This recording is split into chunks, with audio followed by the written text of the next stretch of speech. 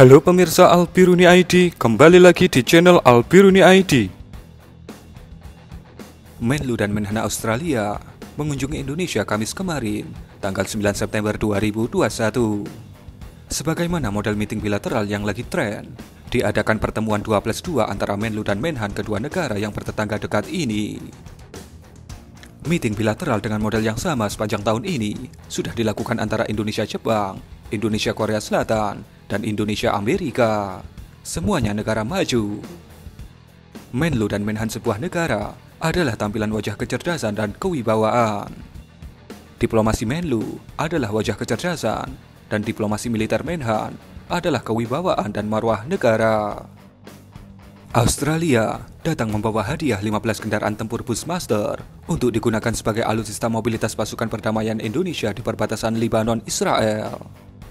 Namanya hadiah, ya diterima saja, bukan karena kita kekurangan alutsista di Unifil.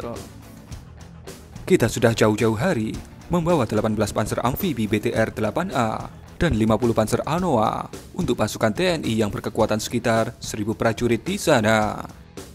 Sementara itu, PT Pindad bersama Australia saat ini sedang memproduksi puluhan kendaraan tempur lisensi Bushmaster yang nama produknya adalah Sanja untuk Kopassus TNI Angkatan Darat. Jelas Australia harus merangkul Indonesia sebagaimana yang sudah dan sedang dilakukan saudara tuanya, Pak Desam.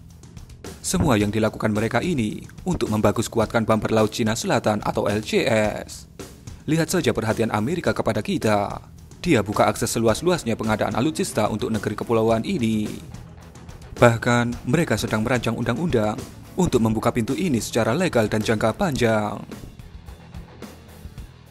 Tahun depan, kita mulai menerima pesanan 6 unit pesawat Hercules model baru dari tipe J.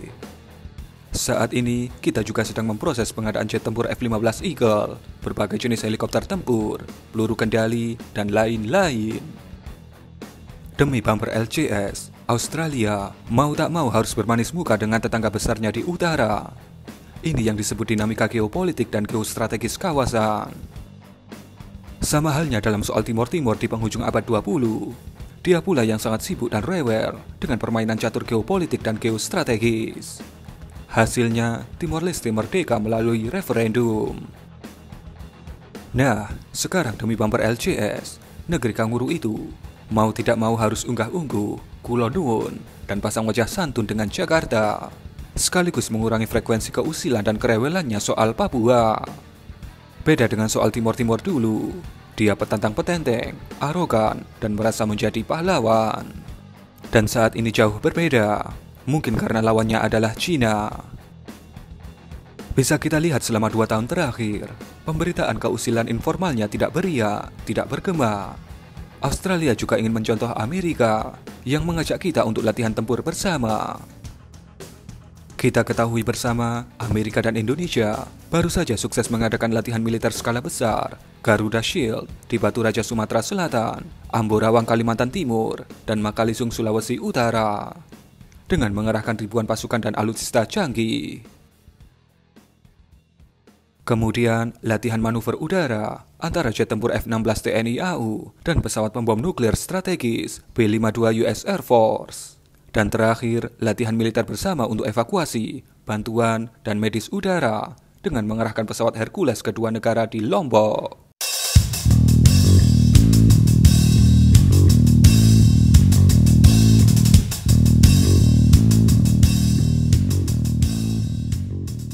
Sementara di Amerika, saat ini ada 100 prajurit intai amfibi marinir Indonesia berlatih bersama USMC. Terkait soal Papua, kecerdasan diplomasi Indonesia tak perlu diurai di sini. Yang jelas, kita punya posisi tawar yang lebih berbintang karena posisi geostrategis dan geopolitik di LCS. Dan kita meyakini bahwa riak diplomatik yang disuarakan untuk mendiskreditkan Indonesia soal Papua tidak akan menggema kuat alias mati angin. LCS adalah medan konflik durasi jangka panjang dengan skala terbesar di dunia.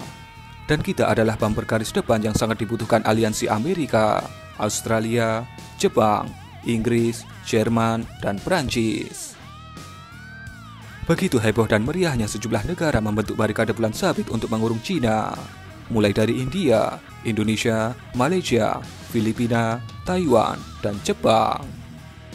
Pemain besarnya yaitu Amerika, Australia, Inggris, Perancis, Jerman, dan Kanada, yang semua rumah mereka tidak ada di kelurahan LCS, bahkan kecamatannya pun beda. Dan kita salah satu bumpernya. Mereka ingin kita kuat, padahal kita juga ingin kita kuat, dan sudah kita lakukan dengan kemampuan dan cara kita. Dalam bahasa diplomasi, kita punya kalimat bersayap. Untuk membagus kuatkan bumper LCS, tidak perlu memberi angin pada segelintir kelompok KKB di Papua. Itu jelas, syarat tersirat dalam sinergi dan energi diplomatik sambil berjabat tangan. Karena sesungguhnya tidak ada makan siang gratis.